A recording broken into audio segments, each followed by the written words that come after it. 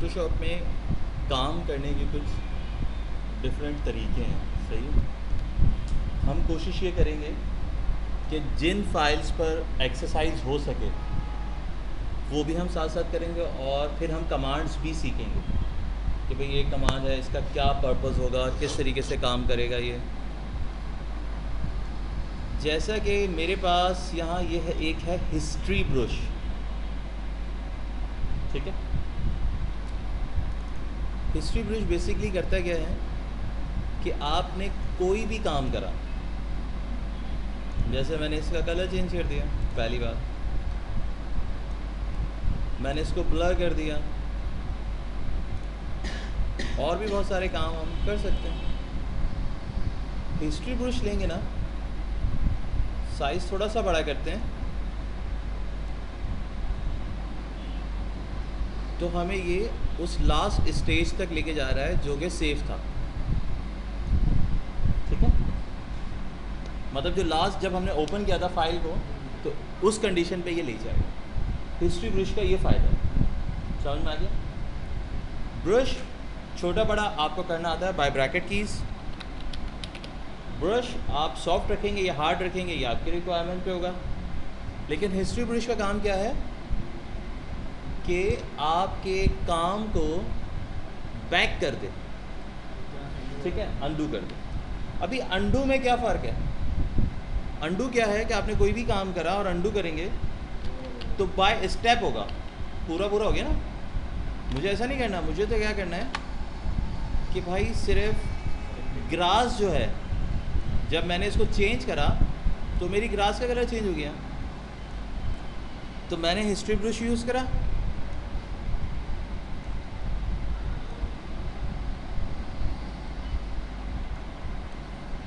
अच्छा, अब ब्रश के साइज़ की रिक्वायरमेंट समझ में आती है कि यार मुझे ये जगह साफ़ करनी है, इतना सा एरिया, तो या तो मैं अपना ब्रश इमेज बड़ा कर लूँ और ब्रश साइज़ छोटा करूँ ताकि मुझे आसानी से नज़र आ सके। ये इसकी प्रैक्टिस आपने ज़रूर करनी है, और आगे 2 जगहों पे फिर ये यूज़ होगा काम। तो उस वक्त अगर मैं पूछूंगा तो याद होना चाहिए कि यार ये काम कैसे होगा, ठीक है। क्लियर, समझ में आ गया? ऑलमोस्ट हमें हिस्ट्री ब्रश समझ में आया। अच्छा, अब हम आज जो टॉपिक्स कवर करेंगे काम के, ये तो बहुत आसान सी चीज़ थी, समझ में आ गई फ़ौरन। एक काम हम ह्यू एंड सैचुरेशन और डी सैचुरेशन ये समझेंगे, और दूसरा काम हम एडिट के अंदर से फिल और स्ट्रोक की कमांड समझेंगे, क्योंकि अब हमारे पास जो डेज़ आ रहे हैं, एक कल की छुट्टी और फिर एक मंडे की छुट्टी होगी आपकी, तो उस वक्त आपके पास टाइम ज़्यादा होगा, तो आप ज़्यादा प्रैक्टिस कर सकते हैं। हिस्ट्री ब्रश हमें समझ में आ गया। हिस्ट्री पैनल भी ऑन कर लेते हैं साथ साथ, इसको भी थोड़ा सा अभी समझ नहीं रहे, बस वर्किंग कर रहे हैं कि मैं इस स्टेज पे था या यहाँ था, मुझे डायरेक्ट वापस जाना है तो इस पर क्लिक करूँगा, डायरेक्टली पहुँच गया मैं, ठीक है, हिस्ट्री पैनल के थ्रू। शिफ्ट टैब से मैंने पैनल्स को हाइड कर दिया। Adjustment, hue and saturation. Hue basically colours को कहते हैं, ठीक है।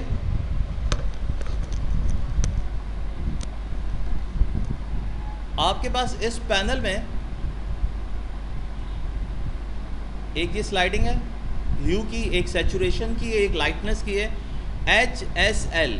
ये अक्सर जगह पे आपको कंप्यूटर सॉफ्टवेयर्स में HLS भी मिलेंगे, ठीक। ह्यू, सैचुरेशन एंड लाइटनेस इसको कहते हैं।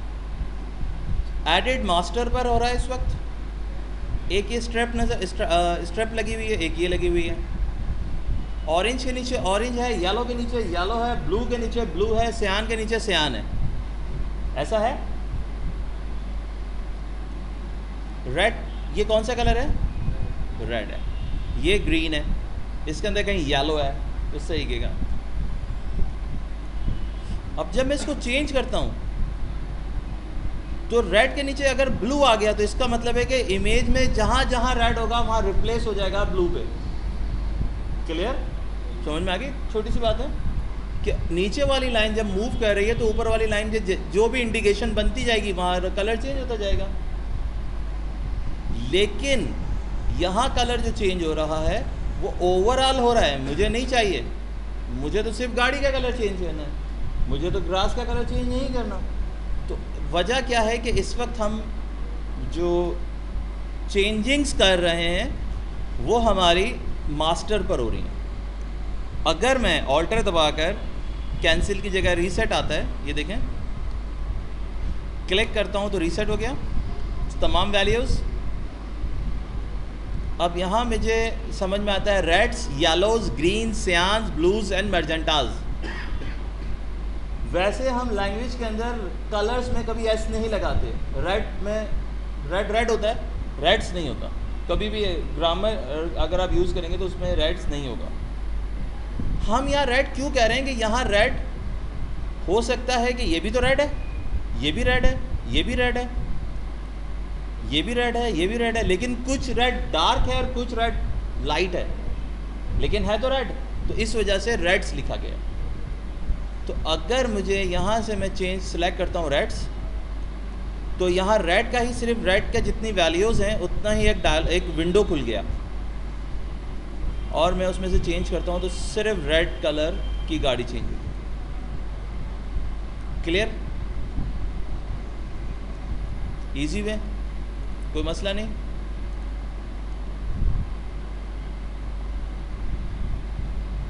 नाइस लुक, समझ में आया?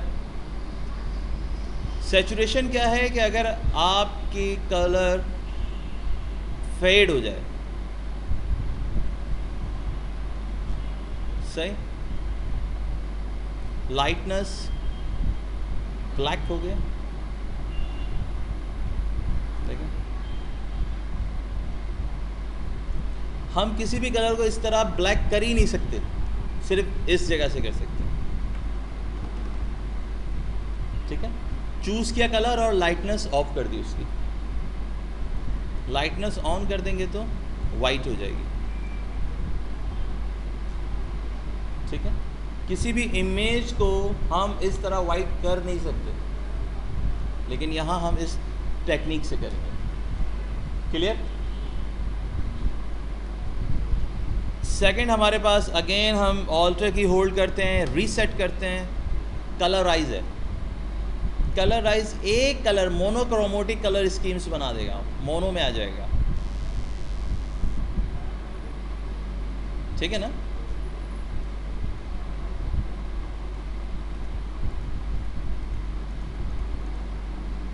ओवरऑल सब कुछ रेड हो गया। क्लियर? समझ में आया? कोई परेशानी? सेकंड हमारे पास एडजस्टमेंट में डीसैचुरेट क्या करा इसने? ब्लैक एंड वाइट कर दिया, ग्रे स्केल में कन्वर्ट कर दिया।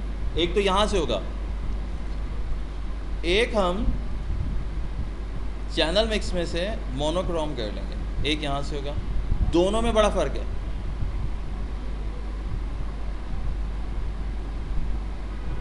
यहाँ वाइटनेस बहुत अच्छी आ रही है, इमेज बहुत अच्छा आ रहा है।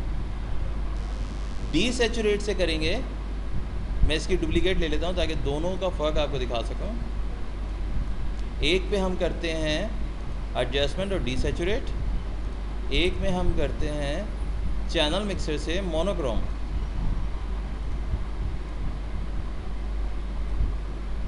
देखें, क्लियर?